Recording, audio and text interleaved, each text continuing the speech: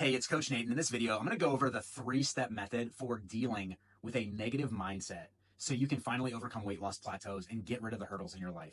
And research indicates that about 80%, 80% of our thoughts are negative. That's crazy. But how you navigate through the harmful thoughts is going to define whether or not you're successful in getting the weight off and reaching any of your goals in life. And don't get me wrong, we all struggle with this. I do too sometimes. For example, the other night I thought about how I don't see my family that often. I'm busy, they're busy, we see each other, but it's just not as often as we would like to see each other. And then all the negative thoughts start flooding in, right? They begin to cascade. I started thinking about all the negatives. I was tired. Why don't I see my family more often? I should see my loved ones way more than I do. And I started feeling sorry for myself. And I thought, I don't feel like working out as much. I don't feel like working as much. Literally, all of these thoughts just start rolling into my head that stemmed from this little situation, right? And getting to where I want is going to take so long. By the time I can actually make enough time, it's going to take me forever. And I started thinking everything was too hard. Then I stopped myself and I recognized what I was doing.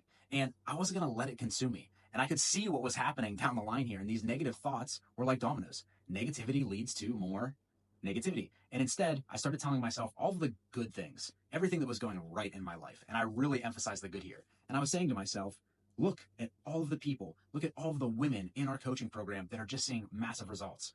And I said to myself, building strength takes time. I know this. So I have to suck it up because there's no other option. Everything is good. Nate, you have to shift your perspective and look at everything that I have. I got a great marriage, a great business, great friends, great support. Basically, cut out the nonsense. I'm doing fine. Then I took action. The next morning, I got up, I got my coffee, and I got to work. I laid out what I was going to achieve for the day, and I did it.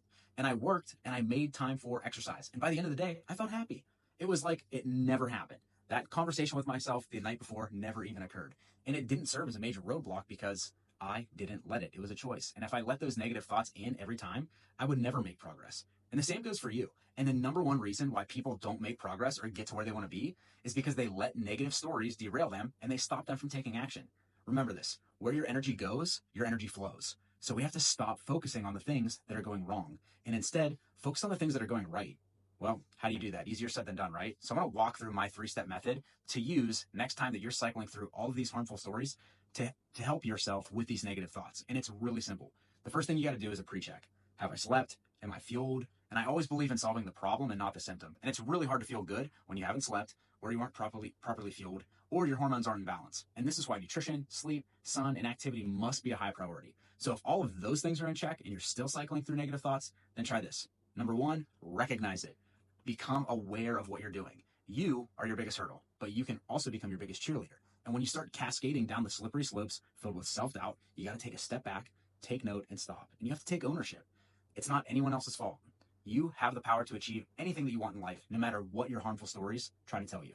Step number two is practice gratitude. We have to quit focusing on what's going wrong, and we got to focus on what we do have and be grateful for where you are now. And you are exactly where you're supposed to be right now because it's going to get you to where you want to be in the future. You got to ask yourself, what's great about your life? What's going right? Find something, anything, and then take it and run with it and use it as a stepping stone towards improvement. And then last but not least, take action, regardless of how you're feeling.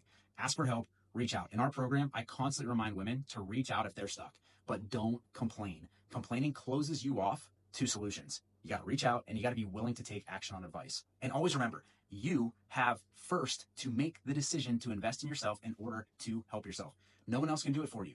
You have to do the work. And remember, you have the power and control to do it. It's not easy. I struggle with my mindset too. But the difference between me and someone who doesn't reach their goals is that I'm aware of it and I take action.